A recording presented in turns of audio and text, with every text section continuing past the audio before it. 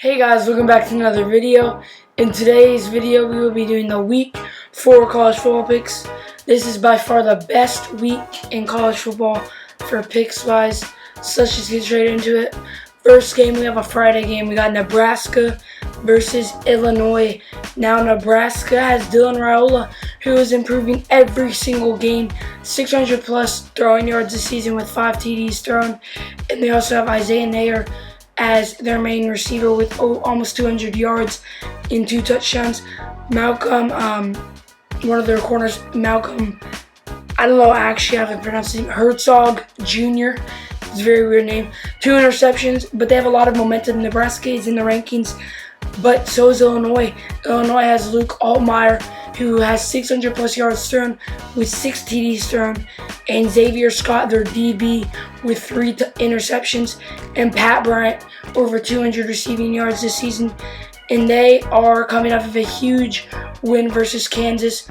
They were ranked, Kansas was ranked, but now they're not, obviously, because of the loss to Illinois. And then they also lost to UNLV the week after, so that's bad for Kansas. But yeah, I got Nebraska winning that just because of Dylan Raiola, Isaiah Nair just being like basically a dynamic duo for this game.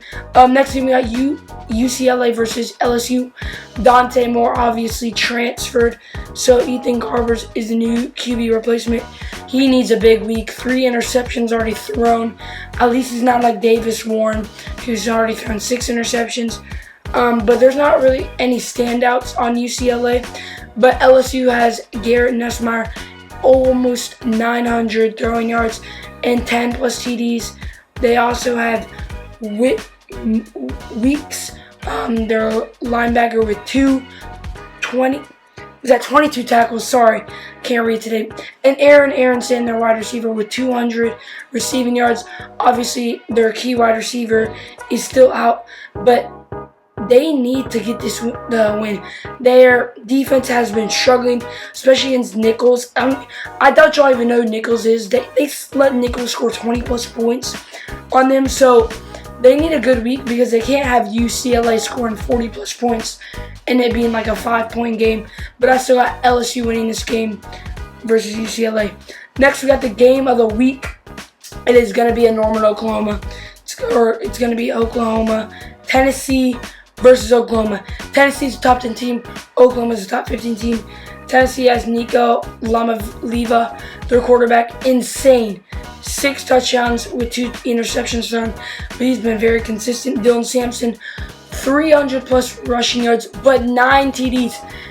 Tied for first in rushing TDs. He has been insane for Tennessee. Oklahoma has Jackson Arnold, who has 450 plus throwing yards and 7 TDs. Also leading the team in rushing yards, but they are looking for an upset at home versus Tennessee. It's going to be a big game. I have Tennessee winning that though. And next we have, I'm just going to say like game of the week 2.0. USC versus Michigan. Alex Orji, finally, the guy I've been wanting to start for Michigan. Every single game of the season is starting over Warren. Davis Warren has played horrible. Like when I say horrible, like probably like a D3 quarterback can probably be close to beating out a spot. Obviously, they're looking for a bounce-back week because they only beat Arkansas State. I doubt y'all even know who that is in football either, by 10 points. Davis Warren threw 3 touchdowns. Khalil Moynes, I think, is still over Donovan Edwards. Obviously, more rushing yards. And then Colston Loveland is going to be a big part of this game.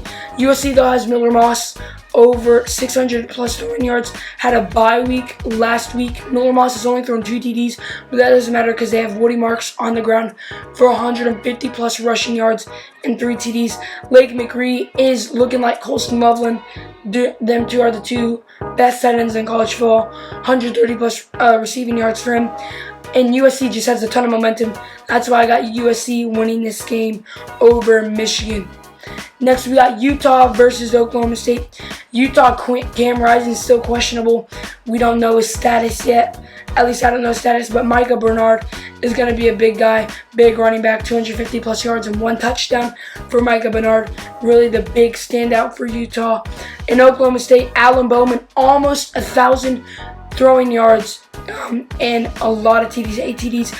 Ollie Gordon, though, one of the best running backs in college football, 200+ yards and 4 TDs. He's looking real nice. You obviously got Trey Rucker with 39 tackles, and they're looking very good right now. Oklahoma State is looking like a top 10 team. I think I said that right. Trey Rucker.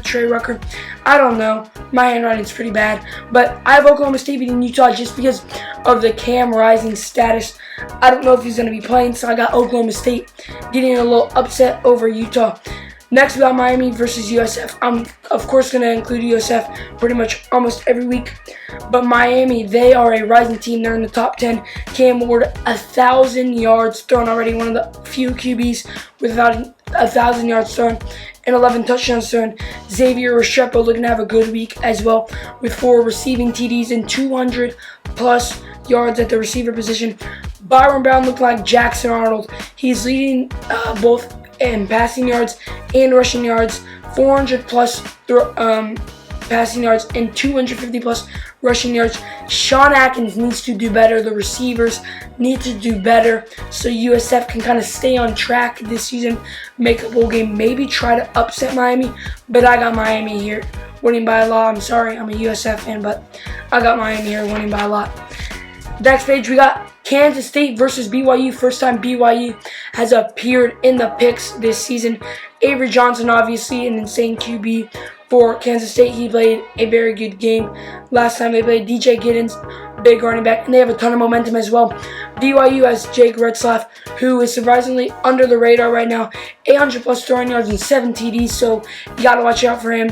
And Chase Roberts, the wide receiver, with 200+ yards. I don't think he has a touchdown yet, but BYU could be looking dangerous, especially at the quarterback position. But I got Kansas State winning this one. I also got another game here. NC State versus Clemson. Have to include this ACC matchup. Grayson McCall is hurt, so they're going to CJ Bailey, the freshman quarterback, who didn't have a bad game last year. Sean Brown, the linebacker, 22 tackles. He's going to be big on the defensive side of the ball.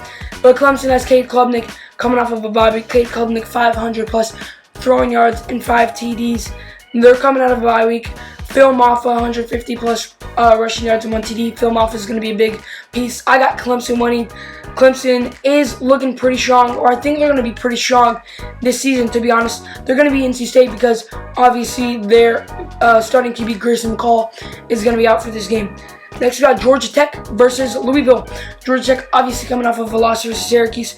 And Louisville has a lot of momentum right now. A lot of confidence because they're number 19th in the ranking. But Haynes King for Georgia Tech, 900+ yards and 6 touchdowns. And Malik Rutherford, the wide receiver, almost 300 receiving yards. And Kyle Efford, 32 tackles. Tyler Show, 500+ passing yards. And Isaac Brown, he is looking very good at the running back position, at least for Louisville. Louisville obviously was known for running last season, but they don't have the same guys last year. 100+ yards and 1 TD. They have a lot of confidence. I have Louisville beating Georgia Tech. Georgia Tech falling again in week 4. I know, a bit of surprise, but this is a game where I also think Georgia Tech could possibly win. But right now, I got Louisville winning. And for me, for a game time pick decision, I got Louisville winning. Next, we got Florida versus Mississippi State. Got to include the SEC matchup. Graham Mertz is back. Montrell Johnson Jr. is going to be the good running back, 160+ rushing yards and 3 touchdowns. Looking for a comeback as they are 1-2. But Graham Mertz is back. Let's see if they can do better. Lagwell did very well, but Graham Mertz is obviously back, so chemistry is back a bit more. Mississippi State, Blake Shapen's the Baylor transfer, playing really good, 800+ yards, 7 TDs, and Isaac Smith playing very well. The safety, 43 tackles. That is insane. I think that might be the most in college football.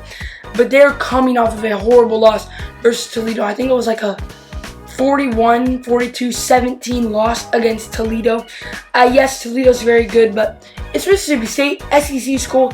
They're not Vanderbilt, and Vanderbilt isn't even that bad, so I mean, I don't know how they lose against Toledo like that. They have Kevin Coleman, though, 280+ yards and 3 TDs. But I got Florida winning this, kind of a bounce-back week for Florida. That's going to be it for this week. I hope y'all have fun watching the games.